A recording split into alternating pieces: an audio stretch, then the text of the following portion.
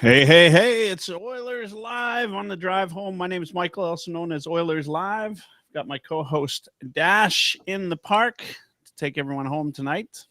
And we've got, I don't, can we call you a special guest anymore? You've been on all the time, but special I guest. am pretty special. You are pretty special. Ryan Lotsberg from our senior writer over at Heavy Hockey Network. And tonight we'll have another guest coming on later. Special thanks to Dustin Nielsen, Matt Iwanek, Tom Gazzola, Lieutenant Eric, and the rest of the crew over at Edmonton Sports Talk for having us as a friend of Edmonton Sports Talk. 5 p.m. Mountain every Wednesday. You can also find us here on youtube.ca/heavy hockey or on Twitter. Or we don't call it Twitter anymore. x.com/heavyhockeynet. You'll find us live there.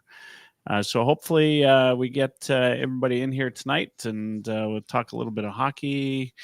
Of course, this is our first show on since that dreaded day last week where the Oilers lost Game 7 of the Stanley Cup final. But lots has happened since then. I feel like I've moved on a little bit. How are you guys doing? I'm not sure I've moved on, so go ahead, Lotsy. I was actually there. I was in Edmonton Arena for Game 7, so maybe it's taken me a little longer to move on than everybody else. That was a tough one to swallow for sure. But it's been a busy and full and exciting week since then, and onwards and upwards. Yeah. It's funny, guys. Like I'm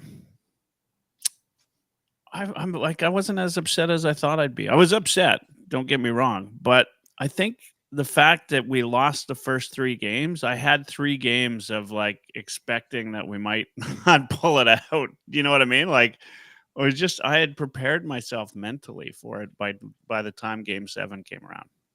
The reverse sweep seemed unlikely the whole time. But you know, I think that's the only reason I was not having too much trouble with it. No. I mean, for me, the big thing was just seeing how the city reacted after Game 7. It wasn't Vancouver 2011. We weren't rioting in the city. It wasn't anger. It was just a sense of pride for not only what our team did and how resilient our team was, but just for our city altogether. And I think that took some of the pain away from Game 7 because, it filled me with pride to see that reaction too. Yeah. Yeah. Were there, so Ryan, you were there in Florida for Game 7. There were a couple times where I heard Oilers fans in the crowd on air. Oh yeah. Were there quite a few that made the trip? Yeah, there was definitely quite a few. I was sad I missed out on the. I know Oilers Nation posted that they had a bar basically it was full of Oilers fans before the game. Me and my buddy missed out on that because of our travel schedule down there. But yeah, there were still lots of fans on the concourse, and like we got sat in a section with lots of Oilers fans, which was awesome. We had people to high five when Janmark scored, and we had people to participate in the "Let's Go Oilers" chant with. I mean, we were a little hard to hear at times because we were usually just competing with the Panthers chants, not necessarily finding the quiet moments and using those moments to cheer on the Oilers. But we were there and we were trying. Yeah. I think Gregor estimated it at 5,500 or something, 5,500 Oilers. I saw another number that was like 8,000. I don't know what to believe, but it was a good contingent. Like walking around the concourse, there were lots of Oilers fans there. Like I saw lots of orange and blue. So that was awesome to see.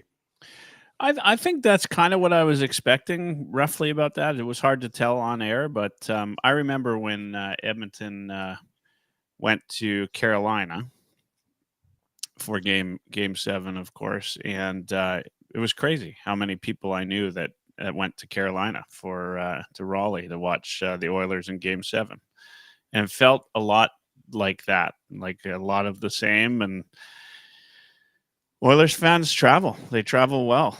I mean, I've been to some Oilers playoff games outside of Edmonton, and yeah, Edmonton fans are there. Like, it's well, I mean, you can go to watch the Oilers in any arena in the league in the regular season, and you're going to get a good contingent. This is a strong fan base, and they showed it. I mean, I think even more so than 2006, because that was on the heels of the Flames drive in 04.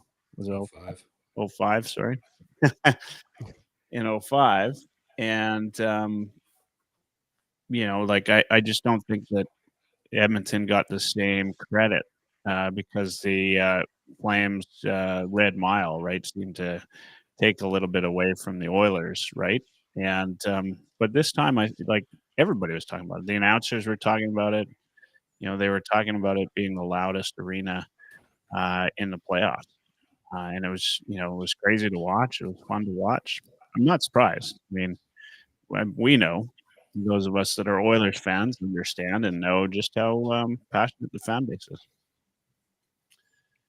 Yeah, absolutely. I mean, and Dash and I were both there for Game 6 too. I know that was certainly one of the loudest, if not the loudest, buildings I've been to. Like all these games that I've been to, where the crowds have been crazy and the atmosphere has been incredible. Like they're all just slightly different. Like 2012 World Juniors Canada Russia semifinal, the 6-1 game in the third period when we came back to make it 6-5, hit the post with 2 seconds left. Like that was another level. 2017 round 1 game 1, it was the excitement of not having been there for 10 years and having been so terrible for so long. Like I think there was just a lot of pent up excitement. Like the seats were half or 3/4 full in a warm up, and we were full throat in the warm up. But at Game 6, it was just passion from start to finish, and it was great to see. It was awesome. Yeah, it's good. Good, and it was good. I'm happy to hear you guys got to experience that. A lot of fun, of course. This it just didn't. Like, when did you realize during the Oilers playoff run what was going to happen? Like, was there a point, or for you guys, did you just think from the start that the Oilers were going to the Stanley Cup final?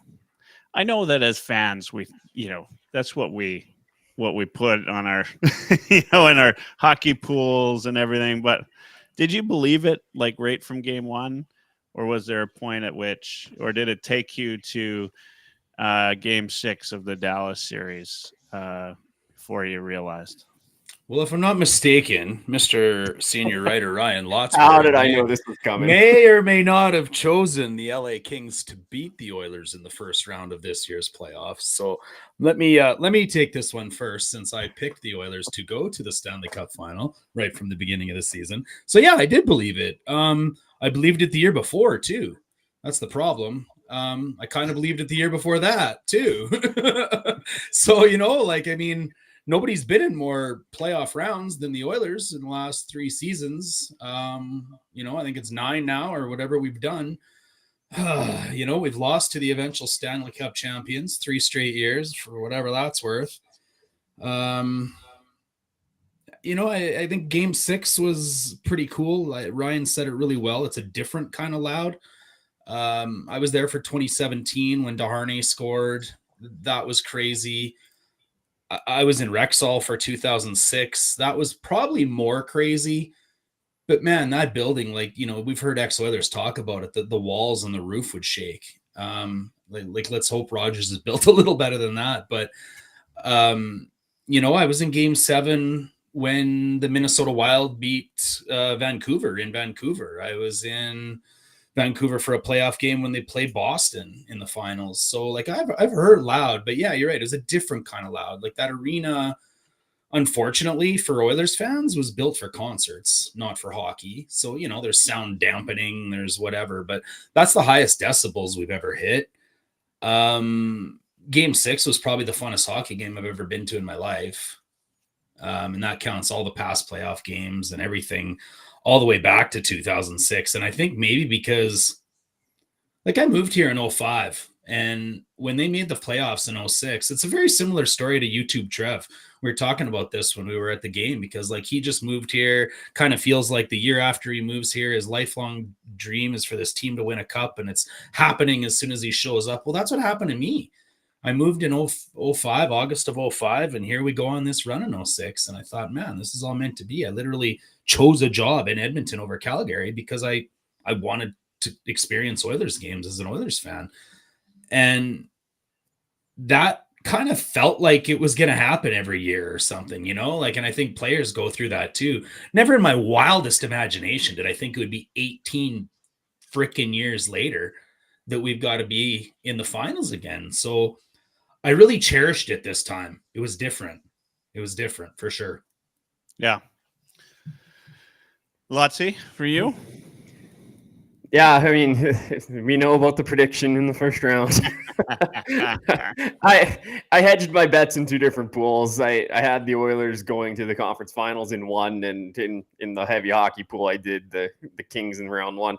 But I honestly didn't think this team was getting to the Cup finals. Like I didn't think we would get past Dallas. Like I thought the conference finals would be as far as we would go. And then we beat Dallas, and that was when the switch flipped for me. It was like, oh, okay, we can actually do this. Like we're there. Like at the start of the playoffs, the thought I remember telling myself was anything is possible. Like I wasn't going to be surprised at any result with this team, whether it was a first round knockout or a Stanley Cup win. I just thought there was a wide range of possibilities because, yeah, I mean, we had the two best players in the world, and Hyman was on a heater this year, and like we had the defensive structure with Knobloch, and Skinner was playing well. Like there was a lot of things going for us, but some of the deficiencies that the team had kind of reared their ugly heads even in the final. A few defensive blunders in games 2 and 3 kind of put us behind the 8 ball, and it was just too much of a mountain for us to overcome. Yeah. As soon as we put ourselves back in a playoff spot in this season, I believed, because I mean, like they were counted out by everybody and everybody in November, right? From last place on November 9th, tied for last place on November 9th to where they got to. I mean, all they did is have their backs up against the wall and push through adversity all year. And ultimately, like that's what it takes to win a Stanley Cup. You need to know how to get through the hard times. You need to know what happens when adversity slaps you in the face. And I felt like they had to do that. Now they do it to themselves. You know, this is what the core of this team has proven to us over and over and over again, is that they need to get punched in the mouth before they punch back. But ultimately, yeah. Sorry, just read the comments and got distracted. Love you, Bob. Yeah, so I just feel like when the playoffs hit, I was waiting for the time for their back to be up against the wall, because that's when it was going to start to matter. And that's when those were the games I looked forward to the most. So when they were down 2-1 against Vancouver, when they were down against Dallas, I never gave up hope when it was down 3-0. It's just the way that this Oilers destined season seemed to be playing itself out. And it just would have been the perfect icing on the cake, if you will. And I guess we just learned the proverb or the saying, you know, you can't have your cake and eat it too, especially if you're an Oilers fan. Yeah. I mean, you said it, Dash, this team seemed to perform when they seemed out of it. And that was the story of the whole season. I mean, I began dreading when the Oilers would score first, right? Like it just felt like, oh, that's it. You know, like the Oilers are up by 3, that's trouble. You know, like if the other team's got a 2-goal lead, that's exactly where we want them, right? Yeah. You know, and you know, we joked, right? Like Florida up 3-0, that's exactly where we want them. And it almost turned true. I mean, but the Oilers had 4 3-game win streaks in this playoff, right? Like they found a way to get it done, and right up till the very last game. I mean, I guess, you know, that's plays into why I'm not quite as upset as I thought I was, because it was a fun ride. Would you have right? been upset if we got swept in the final? I would have been, yeah. I would have been, yeah. Me too. Like, remember how you felt when we got swept by the Avs in 2022? Yeah. It's just like, yeah, we got so far, but then you come away. Like, I was devastated in 06. And you know, I was prepared for like the Stanley Cup final to go either way. But I thought at least it would go 7. And then when it looked like it wasn't going to go 7 and Edmonton couldn't find their way past Florida, you know, I was feeling it. Like, I was dreading that. Like, I was, you know, not just as a fan of the Oilers, but like as an Oilers fan, you know, walking into the next hockey room that I'm going to go into and everybody's saying, you know, your Oilers got swept. I'll tell you what I did find funny, by the way, speaking of which. Game 5, I watched a lot of the games in Toronto in the Stanley Cup finals. I had a lot of people that were across Canada, as you know, there were a lot of people rooting against the Oilers. And when it looked like the Oilers were going to get swept, there were lots of people that were, you know, I would say almost giddy about that prospect, you know, that were the non-Oilers fans across Canada. But as the Oilers won each game after each game, those same people started like cheering, like they were changing sides.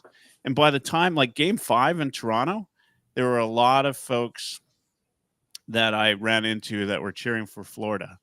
But Game 7, I'm walking down Danforth in Toronto with my Oilers jersey on, and people are honking their horns. They're yelling out, "Go Oilers." I got guys in Maple Leafs hats that are yelling, "Go Oilers." You liar. No, I'm not. That I'm last not part making it didn't up. happen. I'm not making it up.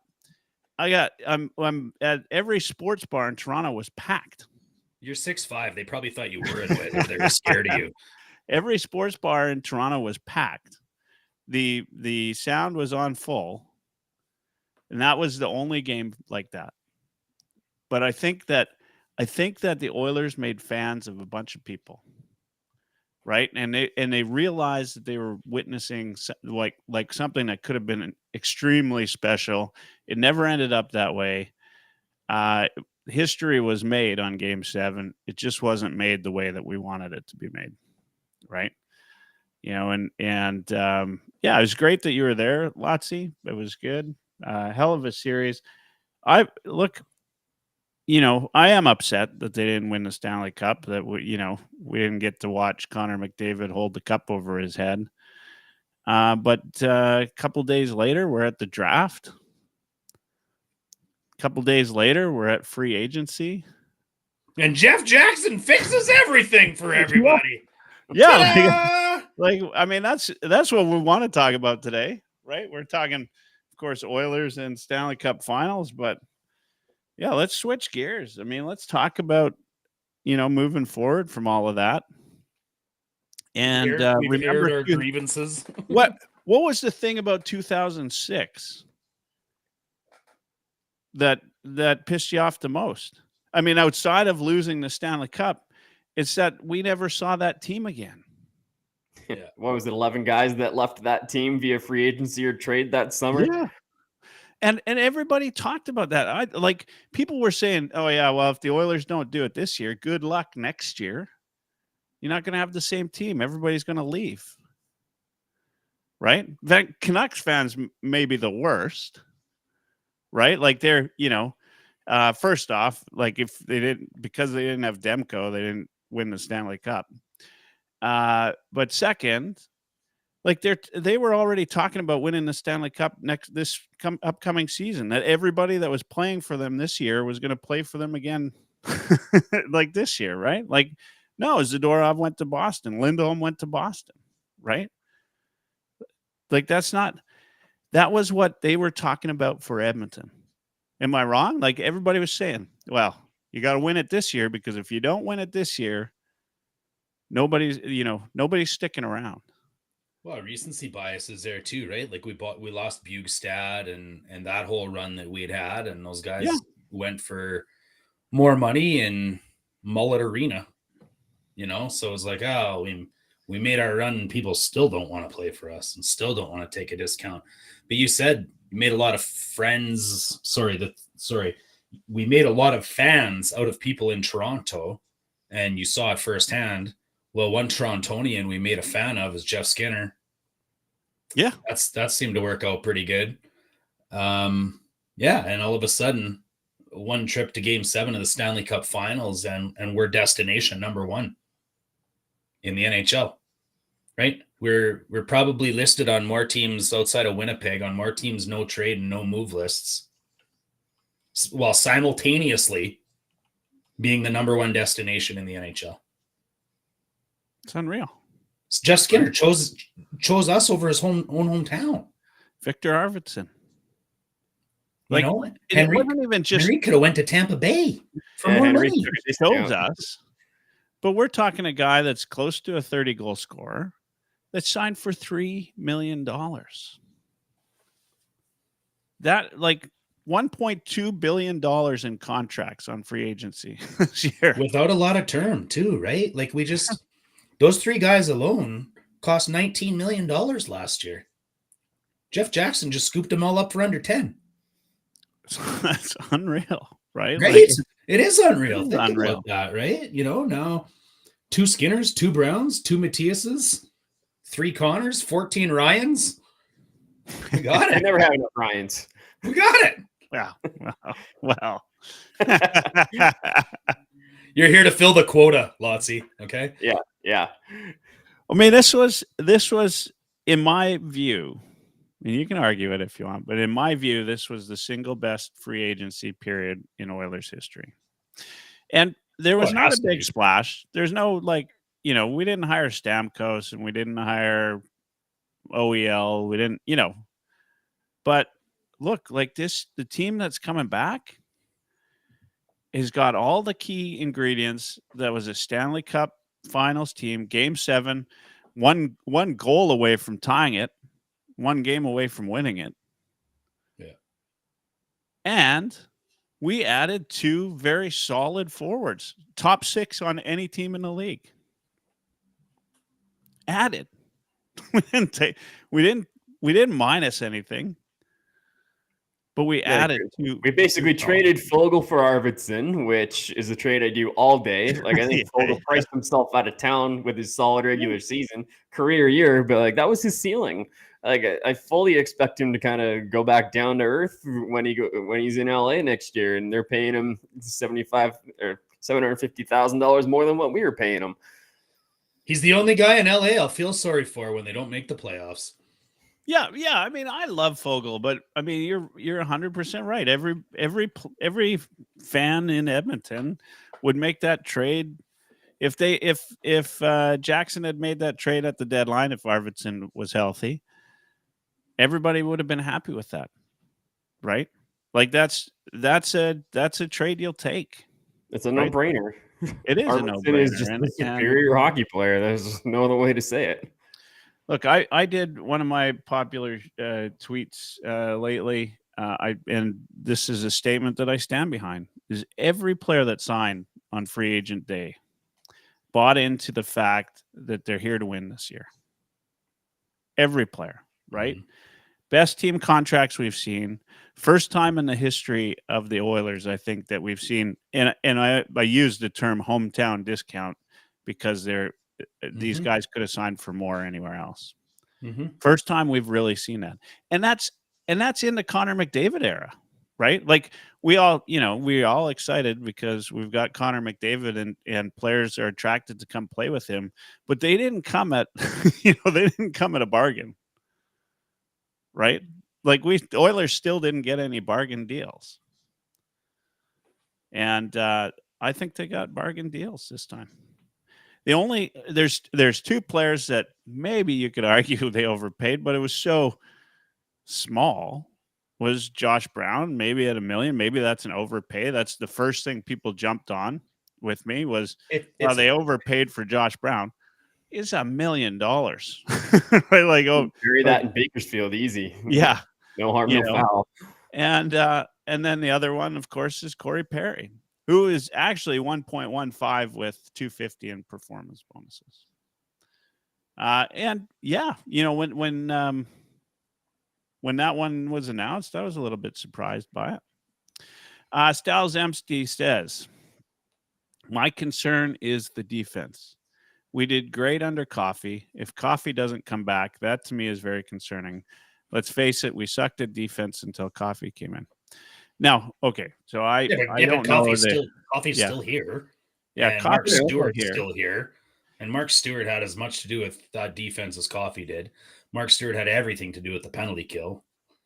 And I'll tell you what, this defense got us to Game 7 of the Stanley Cup Finals. This defense got us 2 goals from winning a Stanley Cup. We didn't lose the Stanley Cup Finals because of our defense. We lost the Stanley Cup Finals because we didn't have secondary scoring. We started Game 7 of the Stanley Cup Finals with a second line of Draisaitl, Holloway, and Foegele. And Draisaitl was a fraction of himself. So everybody has concerns on the defense. Anytime Cece's out there with Nurse, it's a concern. Bouchard has his lumps. Sorry, those are staying. Like, that's just part of his character, who he is, and we'll take it because of the 82 points and the 114 points he got overall this season, which is just ridiculous. Well, and Stal, like, thanks for tuning in. What I do want to say is there are 4 teams that made it to the semifinals, and then 2 that made it to the Stanley Cup Finals. Out of all 4 of those teams, Oilers had the best goals against and had the fewest shots against. That's like, so the defense argument, I think, in my mind, is an old argument. It's one that, is something that we might have said at the first half of the year. But I think they found their rhythm. Like, once Bouchard and Ekholm kind of started to really mesh, like, that changed everything, right? Yeah. We know the Nurse CC combo. We know all about that, right? But I think that's, I think that's going to change. I don't think, and having said that, I don't think that's what we're going to see. Broberg was great. I can't believe he came in just for the playoffs, right? Like, at the end of the Western Conference Final. Yeah. There isn't a lot of just top 4D floating around ready to be signed that you can just go and grab at a discount, though, right? Like, you can't really address those types of things at this point in time in the season. And with our defense core we have right now, it's just fine. Like, it's just fine how it is. It's easily going to get us to the playoffs. It just showed us it can get to Game 7 of the playoffs. But some stranger nailed it in the comments. If this blue line's getting improved, it's going to be at the trade deadline. Yep. So, if we got to offload Ryan McLeod plus something at the trade deadline and try to shore up the D, then that's probably what happens. We're going to bring in part of the Heavy Hockey Network, Jeff Ade. Jeff's a big Buffalo Sabres fan, if you don't know him. And Jeff's here to talk with us about another Jeff, Mr. Jeff Skinner, who, by the way, I said it in the Heavy Hockey Network chat before Skinner was talked about. He was rumored. I said, look, I don't want this guy. I don't want him, because here's the thing, is I was certain we'd pay $5 million for him.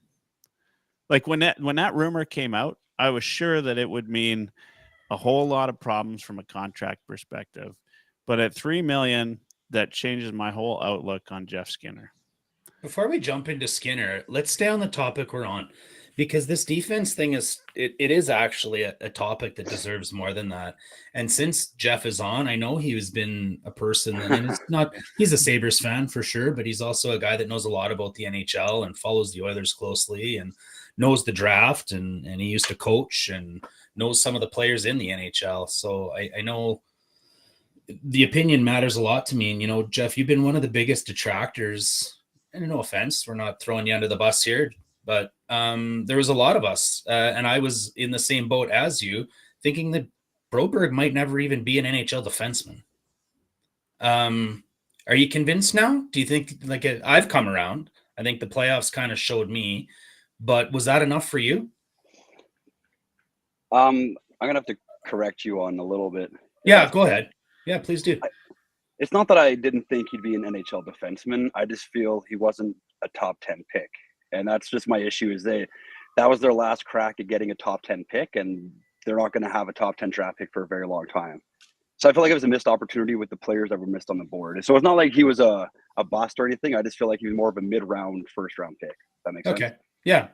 Well put too.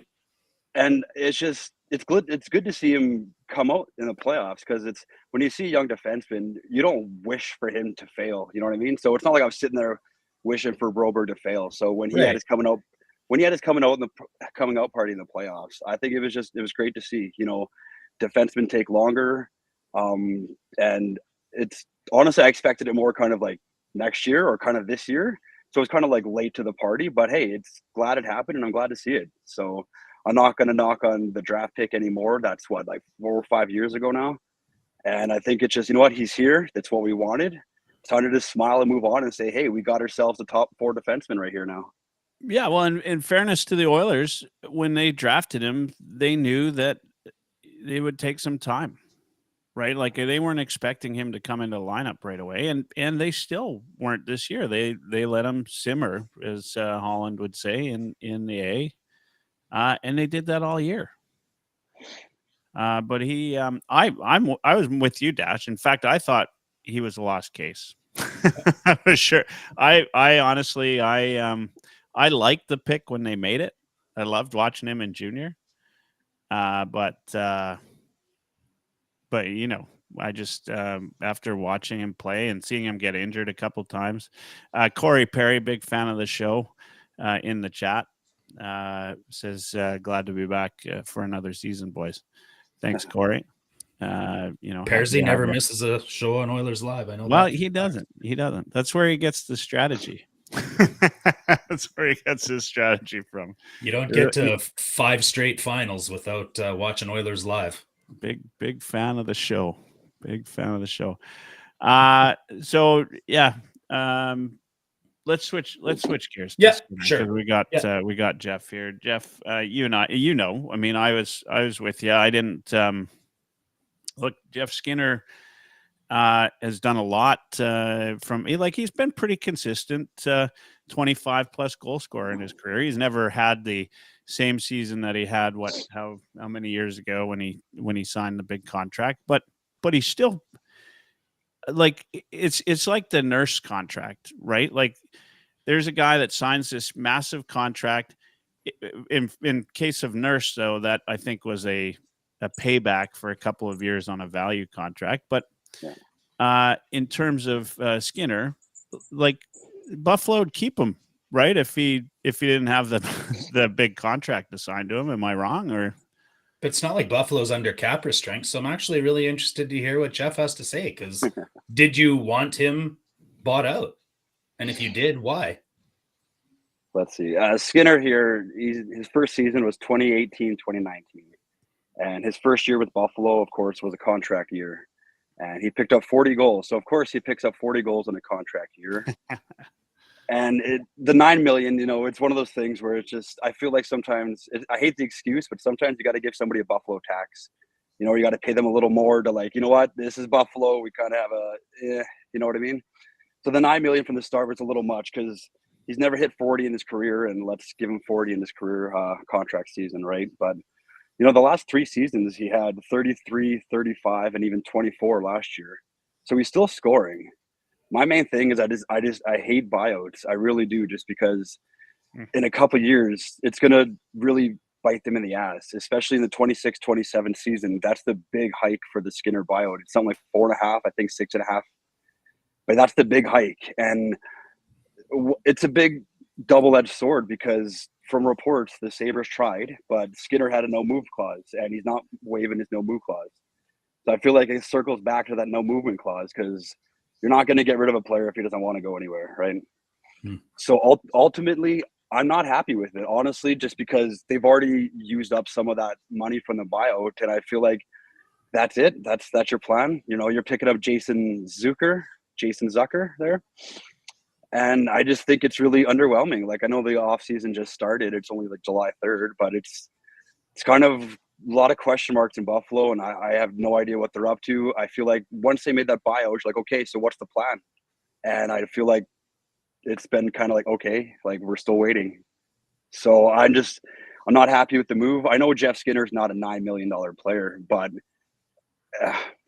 just what are you going to do with that money in a couple of years when this team should be making the playoffs? They should be making the playoffs this coming year, right? I don't see it. Really, I still love my team. I know you guys get it. You guys went through the decade of darkness, but I'm always going to love the Sabres. But this is really just what is going on. Yeah. So it's Skinner as a whole, right? Like what kind of player are we expecting here, Jeff? Because, I know he doesn't kill penalties. I'm not sure he's killed a penalty in his life unless he got caught out on the ice by accident. An elite finisher. I think we all can agree on that. Struggled probably this past season with some of the injuries that Tage Thompson, his center, had. Yeah. But, when I looked a little deeper, what I really liked about Jeff Skinner was that he doesn't need the power play to score. And in fact, I think when you add up the last 2 or 3 seasons combined, and that includes a 50-goal season from Dry, he's got more 5-on-5 goals than Leon Draisaitl. Yeah. So that's what I mean. Like it's tough because I had a few friends say that I was flip-flopping, and I just feel like it's a different, depends how you angle it.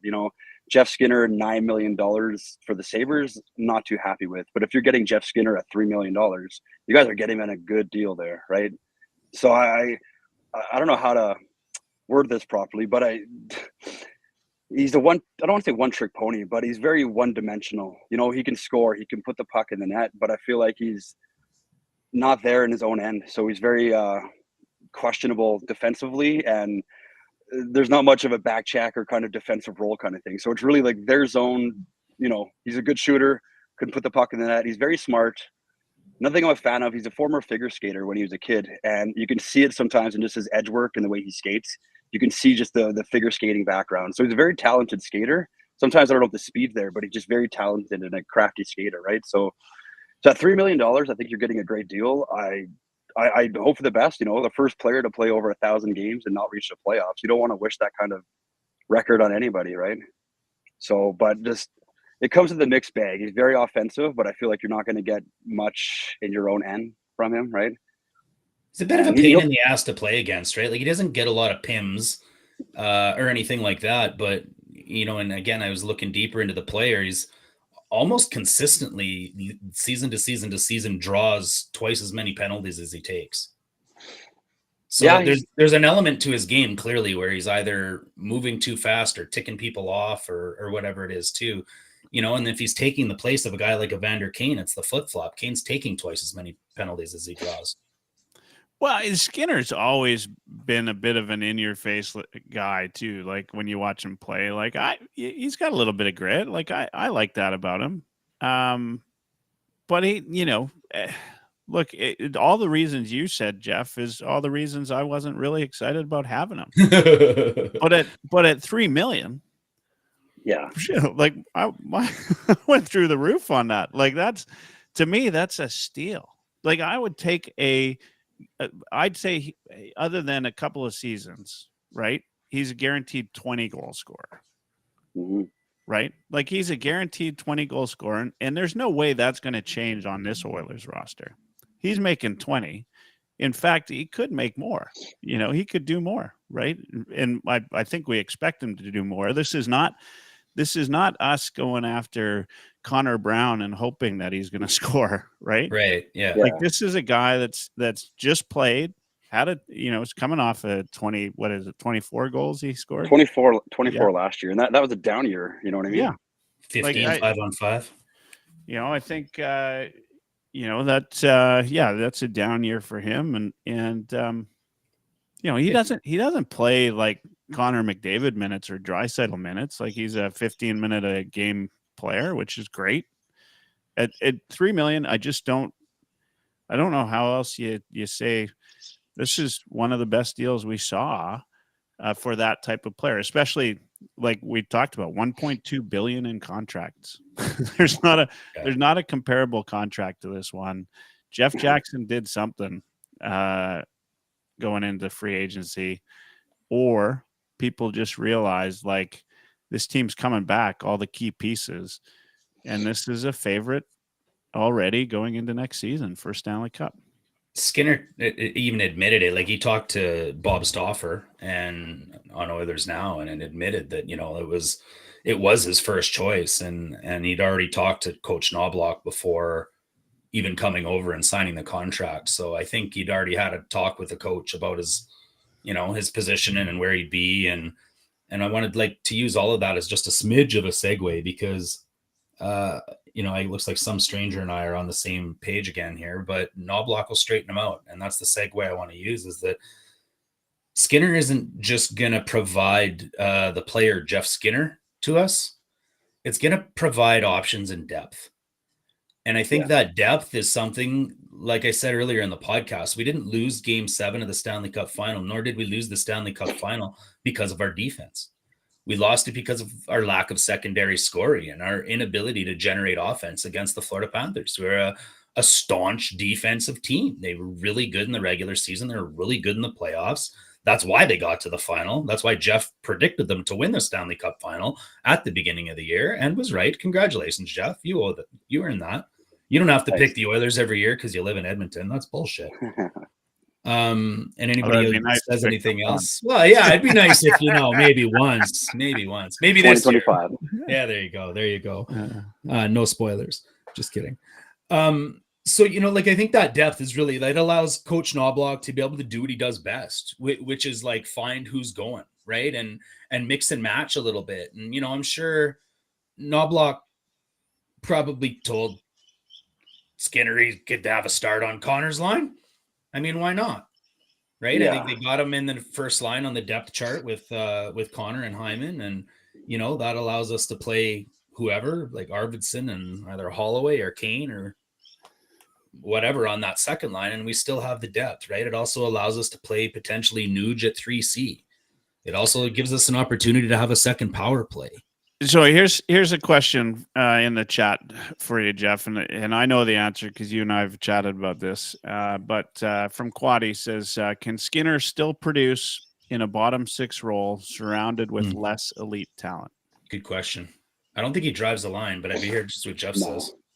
That's what I mean. I don't think he drives the line much either, especially who would he play with, like Henrique and Brown if he's on the third? Yeah. Or maybe like McLeod at center. I don't know. Maybe Nuge. Yeah. Maybe Nuge. So I don't have faith in Skinner kind of driving the line, and I know it's Buffalo and stuff like that, and they had an injury problem, but last year he got bumped down to the third line with Buffalo too a bit. So I don't know. It'll be a different story in Edmonton because he'll have someone like Leon there. And I've seen somebody in the chat there said he could play with McDavid a bit. I worry if Skinner could keep up with Connor, because Connor's so just all over the place and he's just a bullet out there. So Skinner's a smart player. I'm sure he knows be in the right place at the right time. But I don't think Eddie Murray could keep up with McDavid either. Yeah. Well said. Dude, we have Lotsberg. I haven't heard your voice, man. Let's get some Brian, I miss you, buddy. Let's get your what do you think of Skinner and everything else, man?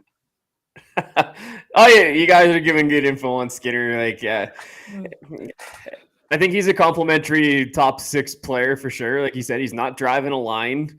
The defensive side of the puck, I think if he can fit into Knobloch's structure, I think it's designed well to insulate some guys that aren't necessarily the best defensively. It just happens in the neutral zone. That's where the breakdowns usually happen. It's the high in the zone or in the neutral zone when a forward makes a mistake. So who knows how that – I don't know how he fits into Buffalo's system. I don't know how well he's going to fit into Edmonton's system there, but we got ourselves a legitimate 20 to 30 goal scorer on our hands, and that's a good thing. The edge work with his figure skating background, his ability to draw penalties, I think the elusiveness is why he's able to draw penalties like he does.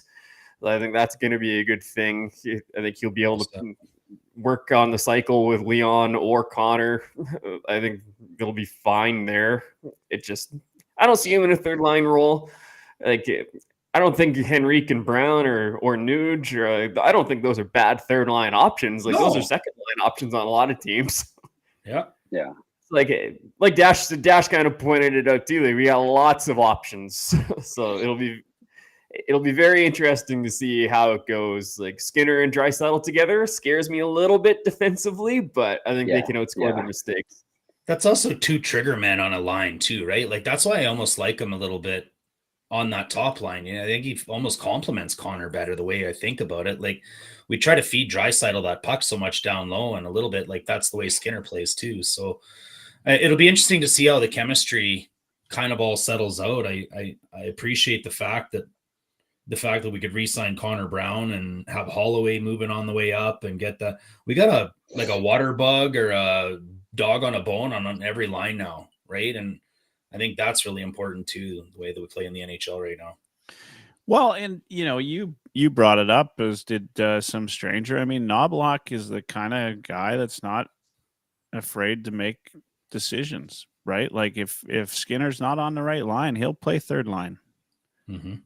Like I mean, I don't think we'll ever see it, but I just like Knobloch's got, brass balls. Like the guy, I feel like he'd put anybody wherever. He doesn't care. Like he's gonna do it, right? Like and I think you can with this roster, just the way it's constructed. Yeah. Like you've got Nuge, Hyman can play left wing. Even you got Skinner, you've got Kane, you've got Holloway. Like I just listed off 6 guys that could play in your top 6 on the left side. Yeah. Right? Yeah. Like it's just the amount of options. Like how many centermen do we have? Like we had 7 during last year's playoffs, and I don't think any of our centers have left. So I think we're about the same there. It's like how we have so many different combinations and permutations. It's enough to make your head spin.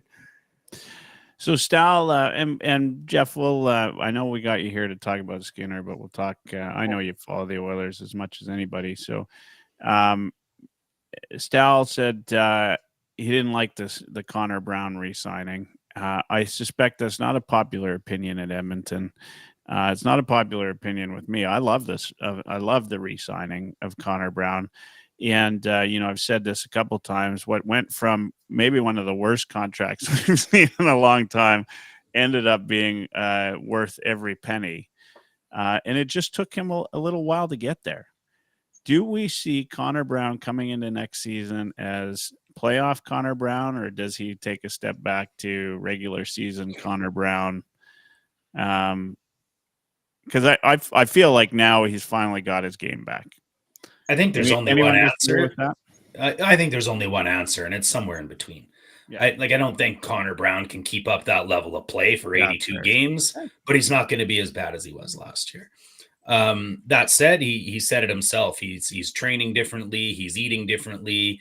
That was a devastating knee injury. I had the same injury. I've never been the same. Now I don't have the same doctors and treatment that Connor Brown do or had or whatever. But at the end of the day, he said he's jumping higher than he's ever jumped. He's skating faster than he's ever skated. He's pushing more weight than he's ever done before in his life. He's in the best shape of his life. So yeah, I think he'll come in a shade under what we saw in the playoffs and probably settle back into a 15 to 25 goal scorer. And he was decent all season on the PK, right? Like there was a stretch where he wasn't the best, but he's an elite penalty killer, I think, in the NHL. He was really good. Yeah, like the last half of the season, he was outstanding.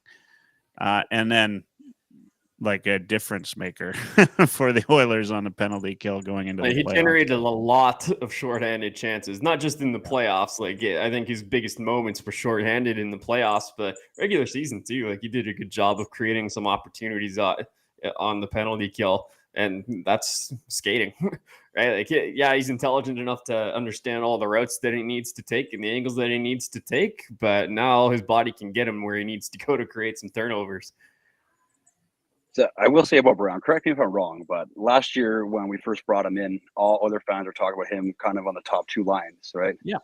Now I feel like this year's, now it's more of a different role for him this year. He's not top 6. He's kind of changing his role up in the 3rd line, maybe even 4th line, right? So I think that's more just suited for his style, and he's kind of, it's a bit of adjustment period, but I feel like near the playoffs, he found his role. He found his groove. Like, depth matters, especially when you want to win the cup, and get the talk out of him under the top 6. Sorry, but he's not going to be playing with Connor or Leon. But if he can be a good bottom 6 right winger and tremendously continue the penalty kill like he's been doing, he's a great asset to have. Like, you need those small pieces, right?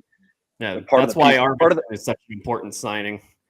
Yeah, because He it filled gets that Brown hole in in the the top top six. six on the right side. Exactly. That's what I mean. So you need those pieces, and Brown is one of those pieces that are valuable to have with the PK, and even just like a third or fourth line right winger. Like you need all those pieces, and you guys are getting them. I mean, Brown and Arvidsson are the second and third right-handed forwards we have.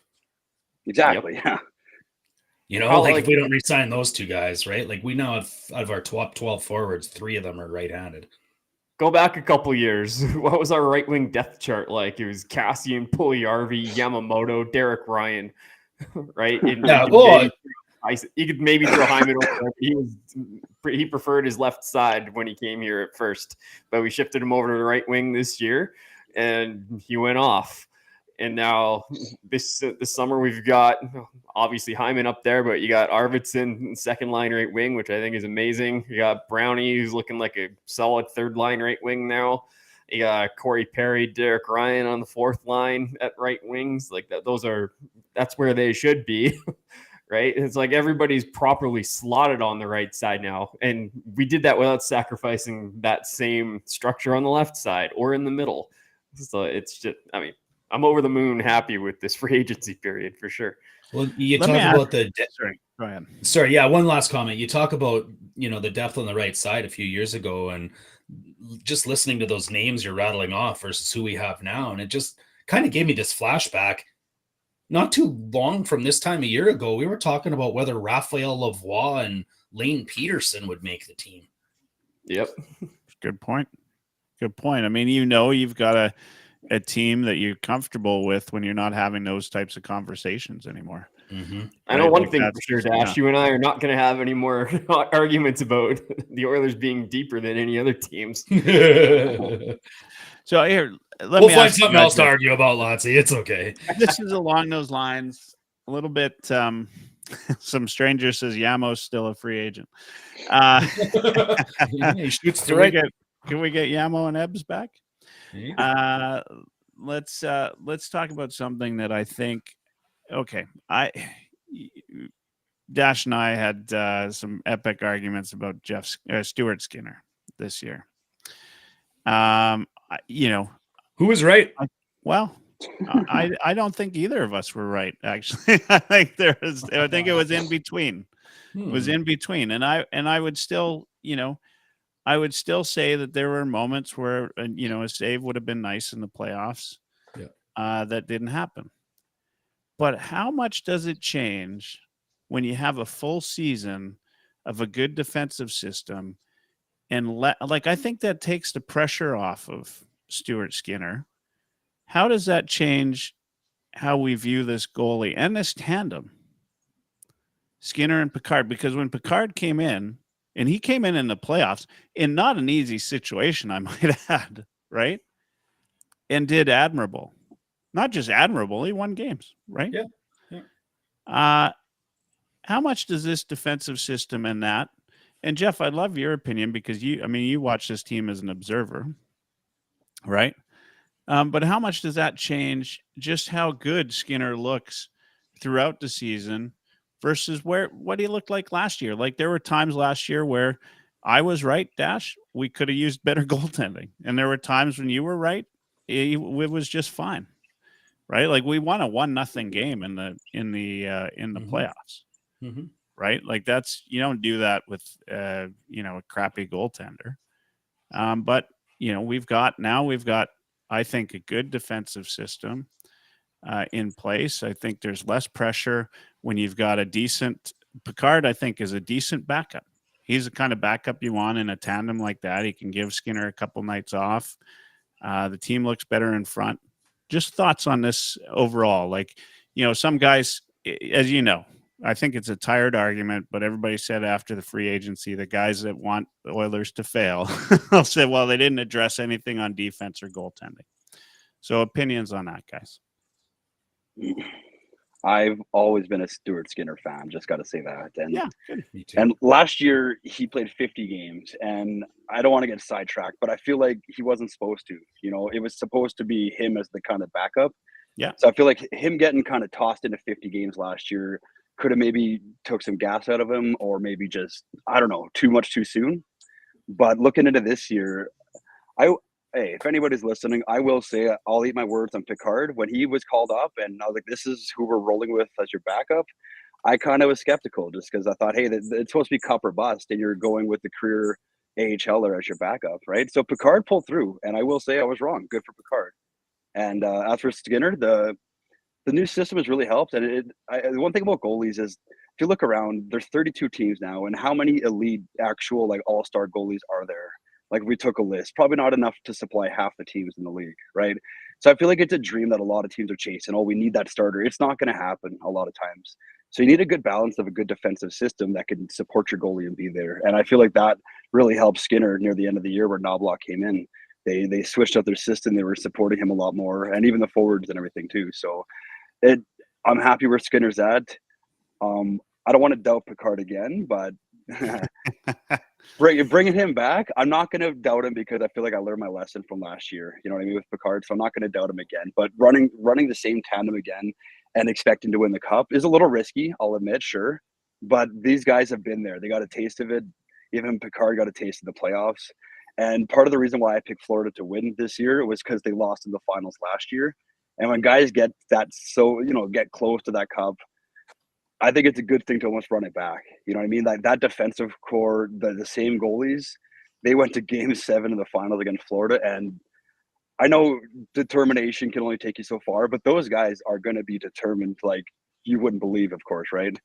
So I'm confident with running back in the same tandem. I think they got a good system in place, and Skinner and Picard will be okay. Yeah. Yeah. I mean, the one thing we got to remember too is Skinner's only 25. Yeah. Right. Like he's certainly not washed up, right? Like this is a guy that's, I think, on the upward trajectory of his career. So if that's, if that was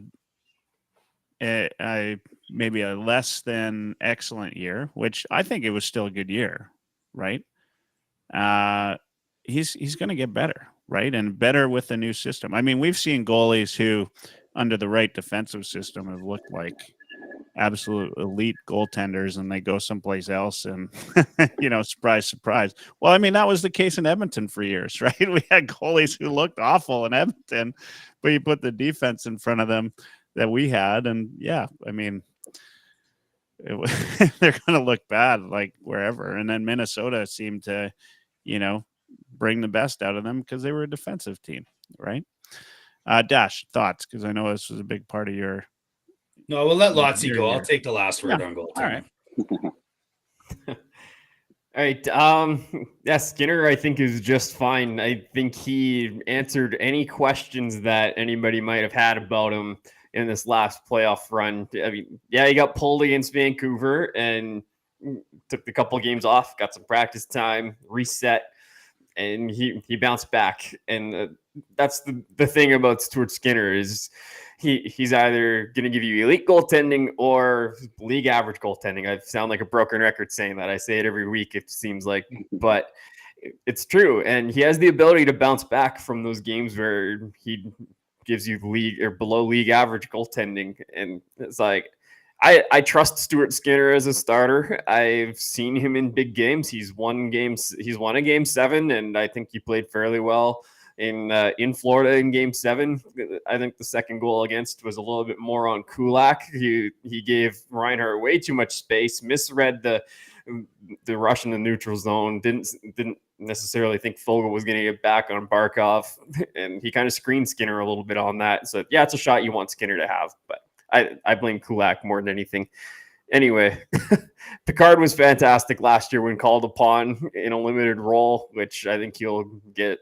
I think it'll be similar to this year for Picard, 20, 30 games at most, and Skinner will carry the load, and I think he'll be fine. But the big thing is the defensive system and the breakdowns in front of them. Like we were talking about it earlier. I didn't get a chance to talk about it much, but the defense is a little bit awkward. This is kind of what we dreamed about when we first got Connor and Leon. We still had Taylor Hall. We had Jordan Eberle. We had Nail Yakupov. We were hoping like that was going to be our top six, like our forward heavy unit, and the defense was terrible, right? So the first time around, we went out and got Adam Larson in a controversial deal, added a little more balance to the lineup. This time around, we're stacking it up front, leaning into our strengths of goal scoring, and relying on structure and some good goaltending from Skinner to overcome the mistakes that our defensemen do make at times. I don't love Broberg on the right side in the top four. I think Blue Bolt Brad had some numbers that said that Broberg is way better when he's playing on the left side with the right-handed defenseman than the other way around. I think there may have been some other factors that contributed to Broberg's positive goal share with Nurse in these playoffs. I'm not saying that Broberg didn't play well. I just think that that's not the best plan going into this coming season. So I think it's still an awkward defense unit. I wish they would have found a way to move CC and sign one of the guys that were available this summer, because there were a lot of them that were good fits. And there's not that many next summer after CC's contract expires. But with good structure and good goaltending and the firepower we have up front, I think it's all enough. Yeah. Yeah. Okay. So you copped out a little bit earlier there, Michael. You know, you said we were both right. I was more right. Okay. I still disagree on that, but you know, like ultimately, you know, we argued about it. And you're wrong on it. We argued about it for weeks. And I think what it broke down to was, you know, your bottom line was we need a new goalie. And my bottom line was we don't know that yet. And we can't, because we can't afford it and don't have the cap space and there's nobody to get. But partially just we didn't know yet because we weren't playing well enough yet in front of Skinner to know whether we knew what we had. And ultimately we found out what we had because we started playing better in front of him. Now, I've had this belief, and this was my argument when you and I talked, is that any goalie can catch lightning in a bottle. Any goalie can have the skill and the potential to go on a run. We saw it with Hamburglar. We saw it with all sorts of goalies over the years, right? Where you catch lightning in a bottle. Now, you've got to have a little more skill to keep lightning in a bottle. And I think maybe the debate is, you know, does Skinner have that? I don't know. He seems to be the type of goalie that plays up to his team. If his team plays like crap, he plays like crap. If his team plays awesome, he plays awesome. And that's not necessarily what you want because goalies can steal you games. And it happened to us. We got goalied in game one. If we don't get goalied in game one of the finals, we might be raising a cup in game 6. And Lotsy and I could have saw that firsthand. So I don't know. I think we'll be just fine. The goaltending is just fine. That said, the defense in front of him should only get better. Bouchard should improve. But Broberg will improve. Desharnais is the only guy that's not returning, and he found himself a healthy scratch in the last 2 playoffs. He didn't make it to the end of the playoffs in 2 straight seasons. So that's who we're missing. I don't know. I kind of want to use this as a segue because this is usually when I take the show over, Michael. So if Ade wants to stick around for a little bit of tell me I'm wrong, I could probably go right into that if you want. I got time. All right. I mean, you good with that? Like you're mowing the lawn. No, right. you know, the only thing I'll say is I'm the one mowing the lawn. I'm trying to take over the show. Mowing my lawn. That's right. Yeah. I mean, I'll just say this. Like you know, as I said then, and I'll say now, I mean, there was nobody ever said, look out, here comes Skinner and the Edmonton Oilers. Right? Like nobody ever said that. Yeah. And I love Skinner. Like there's a lot of great things to love out of him, but he didn't, you know, there was not a lot of goalieing happening when it came to the Oilers. And you know what? Hey, this is where I think you're right and I'm wrong. And on the part that I'm right is I just don't think, you know, Skinner's that guy. Skinner was never talked about for Conn Smythe, right? Like that Bobrovsky was until the Oilers came to town. But here's the part: is Skinner good enough? Yeah, I mean, this team proved it this year, right? It was a team game. This might be, you know, that's the kind of team. And look, when you have a team that your goaltending is $3.6 million of your annual cap hit. Yeah. Like that's most teams' backup. Yeah. Right? Well, it was our backup. yeah, right. Yeah. It didn't even cover our backup last year. I mean, like, that's ridiculous when I look at that, right? Like 3.6 million of the team's overall annual. And look, Skinner's going to get better. I think he'll get better, as Jeff mentioned, playing a fewer games, maybe understanding that he doesn't have to be. It's the whole nurse thing. Like, there's a difference. A guy plays a little bit different, goalies included, if they don't feel like they have to put everybody on their back. Right. Yeah. And Skinner doesn't need to go into every game thinking I have to be, Bobrovsky like or Demko like every game. He can start to feel a little bit like I just need to make that next save, right? And I think that's a big difference. And when Skinner was bobbing his head and having a good time, that's when he was best, right? When he was relaxed and he knew the team could carry him. He was at his best. He was awesome. And look, he only let in 2 goals in Game 7 of the Stanley Cup final. Yeah, that's not too shabby. Too shabby. All right, I'll let you take it over from there. Yeah, I don't think we lost because of defense or goaltending, and Nope. I'll stand by that. Some strangers in my head again. Good job, bro. Stu Skinner was the reason the fan base felt the Canucks fan base felt confident about that series, which is another excellent segue, because I'm going to start off, tell me I'm wrong, with a statement that may not come off as popular and it may not come off as Oilers positive, but it is a concern I have, and I'd like to see how it's going to play out. So Skinner played 82 games last year. Jeff, you talked about his regular season and how much of a break he had earlier. 82 games this season, including the playoffs. Wow. My statement is this. After Skinner playing 82 games last year, Pickard, Delia, and Rodrigue are not enough depth to carry this team to get us to where we need to go. Tell me I'm wrong. Michael?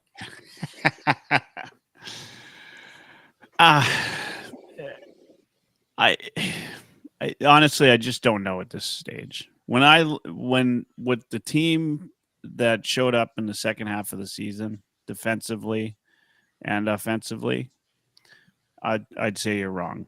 But also, we've not seen this team with such a short, as there's not much time between Game 7 of the Stanley Cup Finals and the new season. A few weeks away.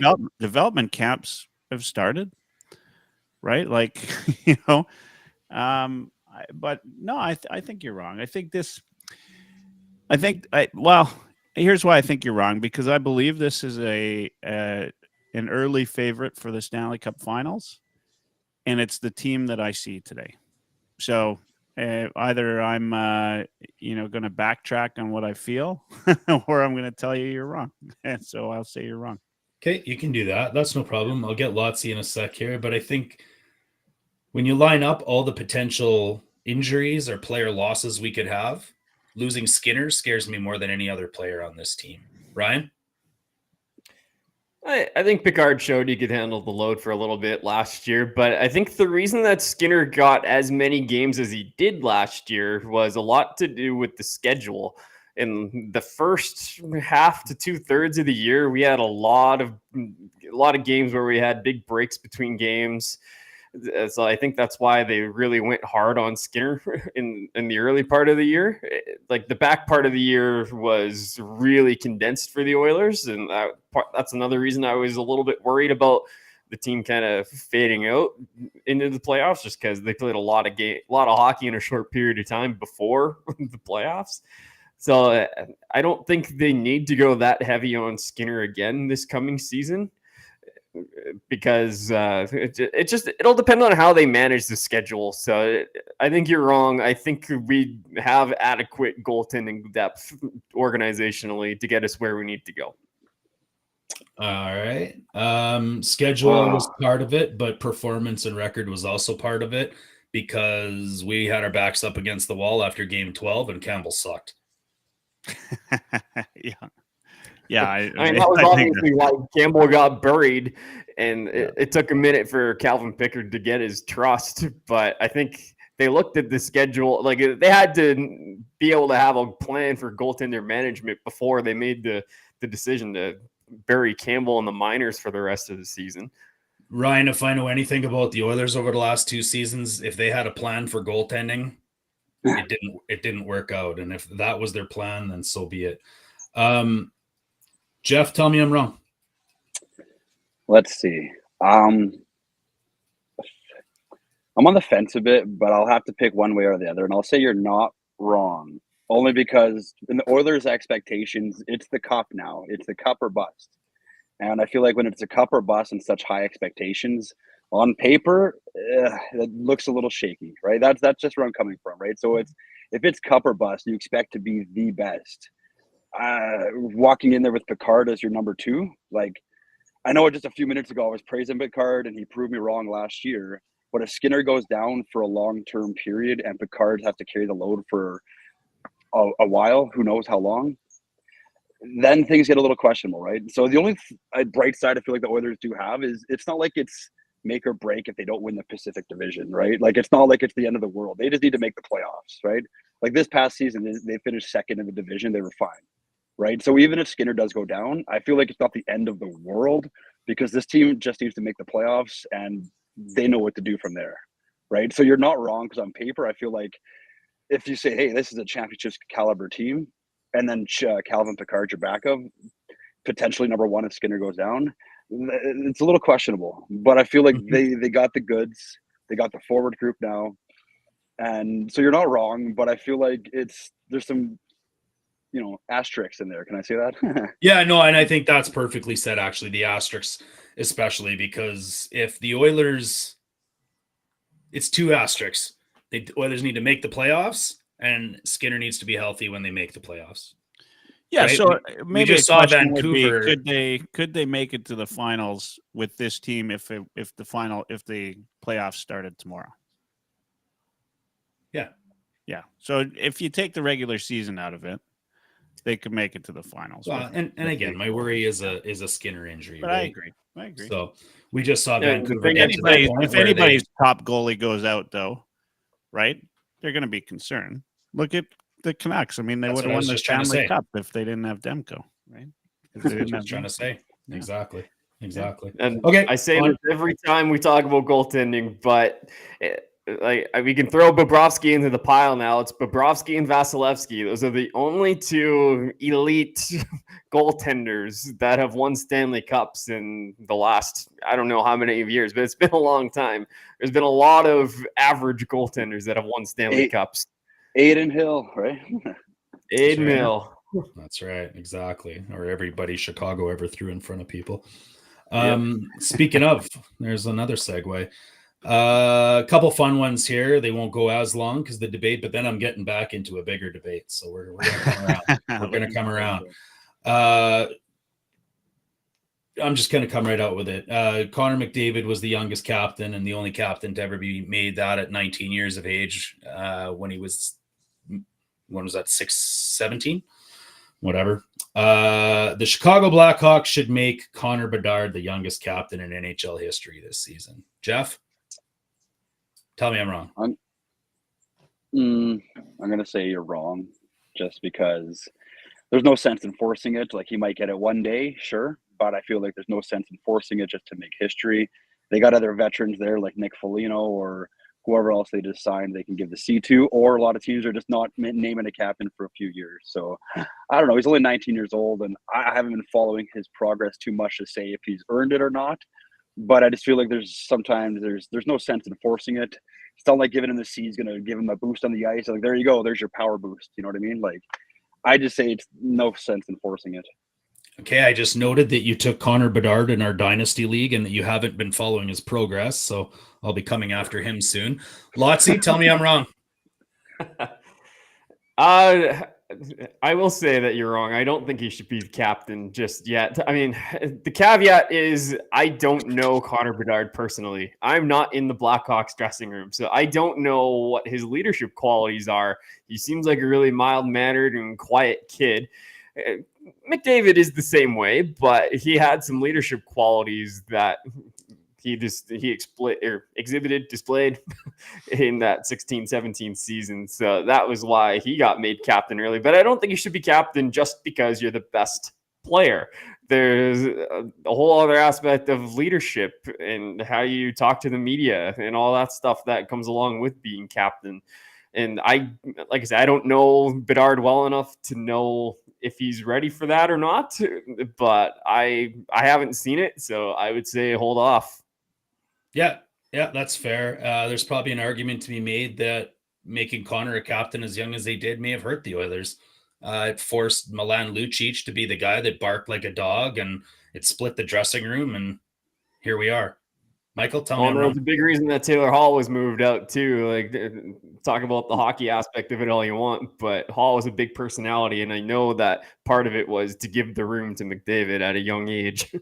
Well, Yeah. And also because he was getting in fist fights with Ferentz, who was the coach's best friend, but that's another story. Michael? Well, I've heard vets say two things, right? One is there's, the guy that wears the C, and then there's the real captain, right? And some vets will tell you that whoever wears the C, it really matters. Some will tell you it doesn't matter. I mean, they're a team. They go in the dressing room and they all wear the same jersey. If that's the case, why not give them the captaincy, right? Like if it means history, go for it, right? Like the kid's the face of Chicago Blackhawks for however long. I mean, it's as long as and you got a team that, is grown up enough that they understand that that's just a C on a jersey, then go for it. Put the C on his jersey and let him celebrate. Right? Like this is your guy. This is your guy that's going to take you however far he's going to take you. Right. And so having said that, like that's going to be, I mean, you're not going to do what Connor McDavid did. We know that. Right. So this is going to be his chance for something special. Yep. And yeah, go for it. I mean, you're right, Jeff. They got Foligno there. Like he's, there's no doubt, like he's going to command the room like that. He's commanded every room, but I think he's the father figure standing right behind Bedard and nodding his head as Bedard says something. Foligno's back there saying, yeah, listen to this guy. Right. That's the, I don't think the players give a shit. They'll have that conversation. And at the end of the day, you give the kid something that's special that nobody else has had. Youngest C, he's going to be there. Like Chicago's not trading him away. Oh yeah. So he's going to be there. He'll eventually get it. Exactly. You kind of nailed it for me there, Michael. I think it's Chicago has a track record of doing this. I believe Taves, and maybe I'm wrong on this, but Taves was the youngest captain before Connor was. So ultimately, they've got a track history. You can take that one thing away from Connor McDavid, right? That Bedard might not ever get otherwise. So yeah, I say go for it. I don't think it matters who's wearing the C, although they might argue differently in Toronto as they debate whether they should strip the C off of Tavares and put it on Matthews. So, but we're not going to talk about the Maple Leafs because we can talk about somebody down the road instead. There was only a few teams, I think, in the NHL that didn't have a captain this year. 4 or 5 of them, if I'm not mistaken. I know Arizona, Arizona, Calgary. Yeah, Seattle. Was Buffalo one of them? They got traded at the deadline, right? Okposo was traded at the deadline, yeah. So my statement is this: the Buffalo Sabres should put the C on Dahlin moving forward, even though there's a lot of forwards that could wear that jersey as well. What do you think, Jeff? Oh, tell me I'm wrong. Well, you're not wrong there. Just following a lot of Buffalo people, reporters, and online, the talks is either Dahlin or Alex Tuch. And I think you got to go to Dahlin at this point. He just signed his 8-year contract. Sorry, he signed it last year, but it just kicks in this year. So he's got his 8-year contract. He's a former first overall pick. They're making Dahlin the face of the franchise. He had an off season last year, but the year before he had a good breakout year. And I just feel like it'll be, I don't know what time over the summer, or maybe they're going to wait to training camp, but Dahlin will be the next captain of Buffalo. Yeah, I think that's pretty fair. Most number one picks get their cup eventually. Whether Dahlin's on the right team to do that or not, we'll see. But Ekblad just finally got his, and it happens that way. But we'll see. That's what I'd like to see it on. Lotsy, tell me I'm wrong. Yeah, I mean, I kind of defer to Jeff on that one. Okay, it does usually go to the best player on the team. Like, as much as I don't believe that should necessarily be the way it goes, it should go to the best leader on the team. But Dahlin is the best player that Buffalo has, and if it's the guy that, it depends on how you define captain. If you define it as the guy you're building your franchise around, then that's Dahlin right now. But Tuck, I was just rolling through options in my head. Tuck was the other guy that came to my mind. So. Yeah. I'll just say you're wrong, just for the sake of somebody saying you're wrong. But like, the one case for Tuck is he's the hometown kid. Yeah.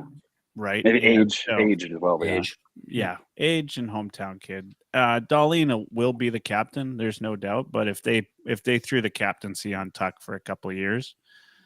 I don't think there's going to be a lot of people arguing it in the dressing room, but Dahlin's proven to be not just a hell of a player, but a leader on the ice, right? Like, there's no doubt he deserves it.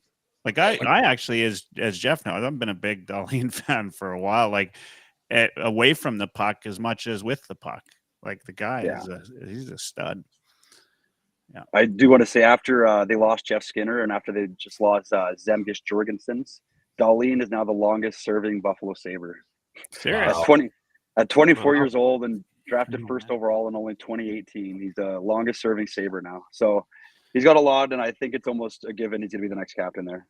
Yeah. I mean, he deserves it, right? Like, he's done what he's had to do, for sure. I think, and Michael probably nailed this right at the beginning, and we were talking about Chicago and the fact that you've got your captain as the guy that wears the C, and then you've got your captain who's the guy that really leads your team, right? We saw this in the 80s with Gretz and Mess.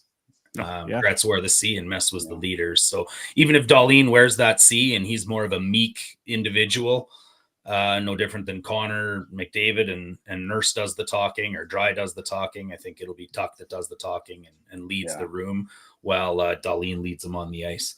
I had 2 or 3 more, but I think I'm only going to have time for this one because it's probably going to go around, and I'd like to see what the texters have to say as well. So when Darnell Nurse was drafted by the Oilers and finally got out of his entry-level contract, his first bridge was 2 times 3.2. Then he signed a 2 times 5.6. He ended that 5.6, the second $5.6 million salary at the age of 27, which is where his career to this point has peaked. He was 7th in Norris voting that year. It earned him a $9.25 million contract, which was probably more dictated by Heiskanen and McCovey and Seth Jones and everybody that signed the week before him. But I digress. At age 24, Evan Bouchard led D in scoring in the playoffs in 2024. Oh, yeah, he also led D in scoring in the playoffs in 2023 when they only played 2 rounds. He was just 5th in the league in scoring. He just got 5th in Norris voting. He's got 114 points this year. And nobody is even close to that. I think the next closest is like Quinn Hughes, who's at 102 or something when you include the playoffs. My statement is this. When this contract expires, Evan Bouchard will be our highest paid defenseman. Tell me I'm wrong. Ryan? I kind of agree with you on that one. Wow. It's about damn time. Yeah, it's rare. I mean, Bouchard's going to be worth that. Absolutely. It's a tough one to answer right now just because we're so far out from it. I don't know what the rest not that far out. It's a year. I know it's a year, but like we got the Leon Draisaitl contract that's expiring at the same time, and there's going to be a bunch of other contracts expiring then as well, just because we need the room for both of these guys, right? So like if I'm the Oilers, yeah, I want that 8-year deal, and I hope it comes in under Nurse, right? But if I'm Bouchard and his agent, I'm like, keep coming, right? So I think it's going to be hard to get Bouchard done for anything less than what Darnell Nurse is at. Argument to be made that he will make between $9.5 and $10.5 million on his next contract, which might even be a bridge at that. which is I was just going to say term is going to be the bigger question. Yeah, that's right, for sure. So I don't know. I think he could easily be a $10 million defenseman. Jeff, tell me I'm wrong. No, I don't think you're wrong at all. I think just the going rate is going up for defensemen. The cap's going up. And, with how valuable Bouchard has been, especially in the playoff run, I think he's got all the ammo he needs to just kind of present this is what I'm going for kind of thing. So I think he easily gets 10 million, around 10 million, let's say. But it's going to be tough managing the cap. The cap's going up, of course, but with Leon and Bouchard coming up at the same time, that's going to be a big raise, so it's going to be tough. But no, I do think you're not wrong. I think at this time next year, actually, I don't know about this time because Evan's at RFA, we'll see. But Bouchard should be the highest paid defenseman on the Oilers. Yep, I agree. Michael, rumors out there, I think it was Saravelli or Friedman or something, said $40 million for McDavid, Draisaitl, and Bouchard on their extensions. What's that? 17 for McDavid, 13 for Draisaitl, and 10 for Bouchard. Tell me I'm wrong. Yeah, I mean, you can't argue it. I mean, just look at what what the defensemen were signing for this year, right? And the fact that he's got arbitration rights, right? And I mean, they could qualify him all they want. There's he's somebody will offer sheet him, right? Like it just there's lots of teams in the league that would pay him 10, I think. Oh yeah. And so he's going to get that offer if it gets that far. He'd get it in arbitration, given the fact that there's a player on his team making 9.25 that's not as valuable as he is. It's hard to argue. It's just like I said, I think if he's just at 10, it's likely a bridge, right? Like it's we'll see. Some stranger says we'll need a McDiscount. Maybe that's the only saving grace in this, is whether Bouchard looks at what the future is, and Draisaitl and Bouchard and McDavid get together and say, guys, we got something special here, and we've got a chance to maybe build a little bit of a dynasty. Then maybe we get a better deal. But if he's not the highest paid defenseman, then somebody's done something wrong, because he deserves it. He deserves it. Yeah. And I think that, if the rumors are true and that's out there, that these three guys have already agreed to take 40, ultimately, I think they're all taking a discount. Connor could easily demand caps, the max percentage of the cap. Draisaitl probably could on another team. So there we have it. I got two quick questions for Jeff before I'll let Hebert sign off. And those questions are, Jeff, who's your favorite independent pro wrestling commentator, and why is it me? What? I knew I should have stopped you anyway. Hold on, Jeff. I just want to say thank you to everybody listening on Edmonton Sports Talk. We're off the air there in about 10 seconds. We're going to continue on here on Twitter and YouTube for another couple minutes. Jeff, feel free to answer that question by saying he's wrong. Facetious, obviously. Thanks for being here, Jeff. Appreciate it, buddy. Yeah, guys. I mean, we filled a good hour and a half. Thanks for joining, Jeff and Lotsy. I mean, you're a regular guest, regular contributor on Heavy Hockey. Before we go, though, I would like, I love the Tell Me I'm Wrong segment, but let's chat. Lotsy, I'd love to know what you're working on next for heavyhockey.com. And Jeff, just give us a little view. I mean, we talked a little bit about the Buffalo Sabres. I know guys are here to hear about the Oilers. I've got a soft spot for the Sabres, as you know. Also, I think they feel so much like our sister franchise, in so many different ways. Although you guys are really hurting in terms of trying to get to that next step. maybe let's start there and then we can finish off with Lotsy. So you sort of touched on it. They haven't done anything with this. It's 18 million of space right now. What do they need to do to make the next step?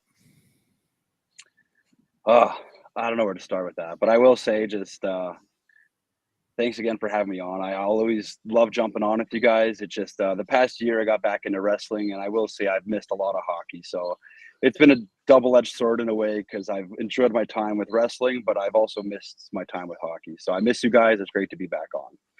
But I will say with Buffalo, it's been 13 straight years. And honestly, I think it's going to be 14. I think what they're missing is this. They don't have that. I don't know. Tage Thompson was injured last year, and I just feel like the injury excuse can only take you so far. You know what I mean? Like everybody goes through injuries. You can only use that excuse so far. But I feel like they're missing that top six forward that just kind of takes control of the game and drives things and kind of just, hey guys, let's do this. You know what I mean? And I know it's not going to come through free agency. Nobody's going to sign in Buffalo, but they have to make a trade of some kind. There's rumors going around the Buffalo social media that they're in on Nikolai Ehlers out of Winnipeg. Ehlers has 1 year left at $6 million, but Ehlers also has a 10-team trade list. Now, I don't like to assume things, but when I see a player has a no trade list, I'm going to assume Buffalo's on that list. It's come to that point where I think just Buffalo is going to be on every no trade list. So I feel like their hands are hands are tied and they're handcuffed in ways, right? So there's a few RFAs like Martin Necas, is that how you say it, out of Carolina? Yeah. And even, I'm just looking at guys that are kind of don't have no trade clauses, So I feel like they're screwed in a way because they got the cap space. I'm not exact. I thought it was around 14 million, but they still have to sign their RFA. So it's going to go down because they got Luukkonen is an RFA right now, and they need to lock down UPL for the crease. Henry Jokiharju is also an RFA, and Peyton Krebs. So they got the RFAs. They got to settle down, but they're still going to have like 8 or 9 million in space. And you got to do something with that, because I tried my best to be patient. When a new GM comes in with Kevin Adams, you're going to have to fix the old GM's mess. It's going to take time. They just had Owen Powers, their first overall pick when Adams took over. But now this is coming into next season will be Kevin Adams' 5th year as a GM, and by year 5, there's different steps, there's different progression, and now it should be playoff time. You know what I mean? There should be no excuses. There should be playoff time. You can only say, oh, it's Buffalo. Well, they suck. Well, every streak's got to be broken. Everybody was making jokes of the Oilers for how many years? Oh, it's the Oilers. They stink. They suck. The Oilers are going to lose forever. You guys had the 10 years. You guys finally broke it, As much as I love Dahlin, I don't think he's the Connor McDavid status where he can kind of throw the team on his back. I think they kind of need a top 6 forward. As for who, I'm not going to throw names out there. Like I said, Martin Necas out of Carolina, but it's not a long list. There's a lot of guys have no movement clauses, and they're not going to sign in Buffalo. So it's really dark right now because I don't think there's really any positive in sight. They got the cap space, but what are you going to do with it? There's no free agents to sign right now. They missed the boat on the big guys. So the only bright side we can keep saying is, hey, we got a young team who's going to grow. But like this past season, I feel like that was supposed to be the year that they grew and kind of was more closer to a playoff spot. They were, I think, 6 or 7 points shy. Like it should have been a lot closer than that, right? So our only hope is we kind of sit back and we hope guys like Tage Thompson comes back, Dylan Cousins comes back, Jack Quinn did a career. Like we're just sitting there, hope. Like I'm sick and tired of the hope. You know what I mean? It comes time where you gotta be aggressive. Some GMs, you have to take a risk. Where's the urgency? You know what I mean? So I feel like you got to take a risk, make it urgent. Don't be stupid with it, of course, but they need to make a risk in a sense. You got the prospects in the pool. You got the draft picks.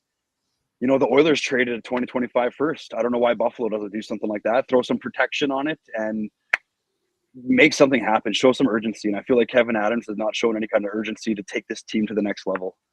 You know what I mean? Ken Holland isn't an urgent GM either, and he took the Oilers from 25th to the second best team in the NHL over his tenure. Yeah, don't get me started on that because I feel like you're going to get me ranting. You're going to get me ranting again because Ken Holland took over a team that had 2 100-point scorers, and it's not often you walk into a team where you get a top 10 draft pick and 2 100-point scorers. So I feel like there's only one direction that team was going to head. You know what I mean? So I will give Ken credit. You know what I mean? Ken didn't. He's not horrible at his job, but I feel like there was only one direction that roster that team could have gone. Connor and Leon were about to hit their stride. Like they're about to enter their primes. You know what I mean? So sorry, I'm ranting too much. Yeah. Well, way to bring down a room there, Jeff. When you're a Sabres fan, that's what happens. Yeah, we're leaving. Everybody be crying by the time they leave the pod today. My dark cloud is too big. It's growing around everybody. Yeah. It's okay. There's no other Sabres fans watching to cry. We're good. We're good. I mean, you know what? They're a young team. I mean, Jeff's honest, like and that's great. Yeah. That's well said, I think. Yeah. No, it's young team. It's the kind of team where like you talk about lightning in a bottle. They're the kind of team that could catch that. Yeah, and they have at glimpses, but I sort of agree with you. And I'm a bit of a Sabres fan myself, as you know, and I love Tage Thompson. Like, hell of a player, fun to watch. His hockey pants don't fit. He's so tall. And Darlene is great. Owen Power actually turned out better than I thought he would. I was a little bit worried just because of when they, that draft was, it was going to be hit or miss, right? And and so happy for that he's been, and like the defense looks actually pretty decent, right? So UPL and net, like if they can find some guys in forward that can maybe make a bit of a difference or provide a spark, then they could maybe sit in 8th. Who knows? At this point, but just make the playoffs. It is feeling a little hopeful. All right, Lotsy, heavyhockey.com, which you're like one of our most prolific writers. We just for those of you that are tuning in right now, we had a hell of a playoffs. Just unbelievable numbers. A big part of that's thanks to Ryan Lotsberg for writing so many articles on heavyhockey.com. But we did game days. We did everything. We're going to continue that throughout this season.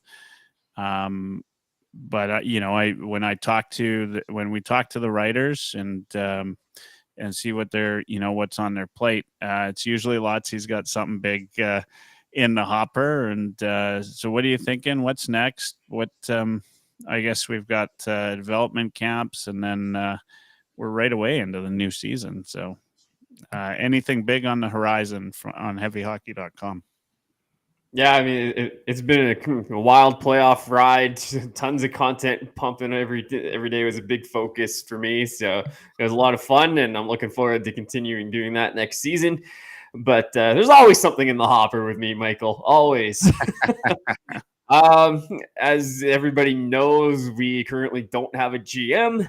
There's going to be a big search for that. So I've been hard at work the last few days over the weekend trying to compile a list of potential candidates. So I've got a big piece coming out on that.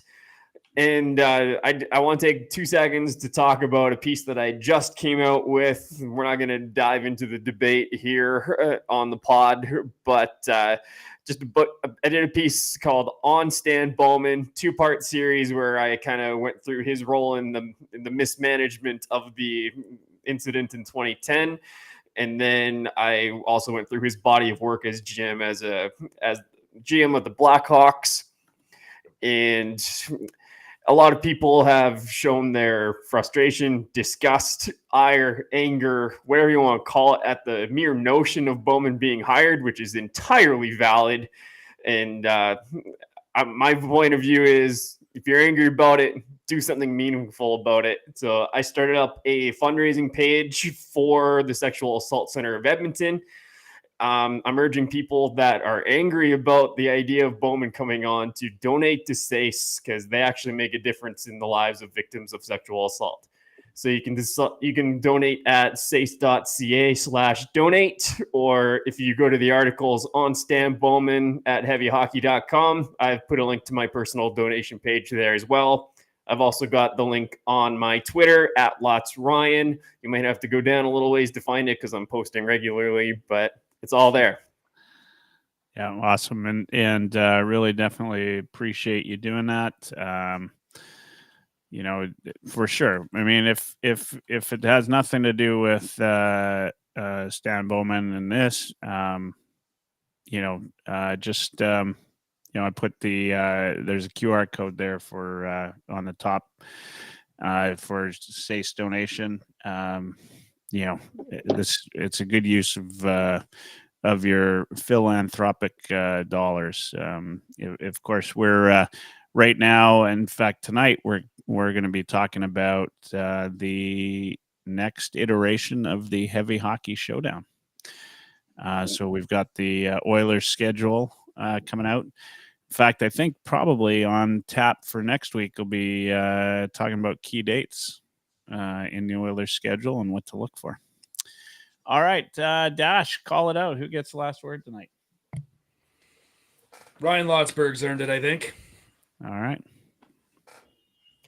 Last word. Oh, this is a big honor. Like I say, this free agency period by Jeff Jackson was, as Michael said earlier, the best in our franchise's history. It's just fantastic. So it's going to be an exciting season next season. And as I just talked about, please take the opportunity to donate to SACE if you're able. They make a big difference in the lives of people that need it.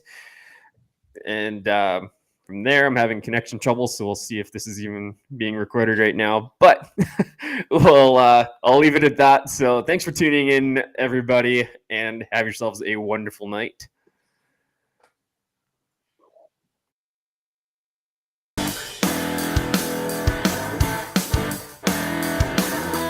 Oilerslive.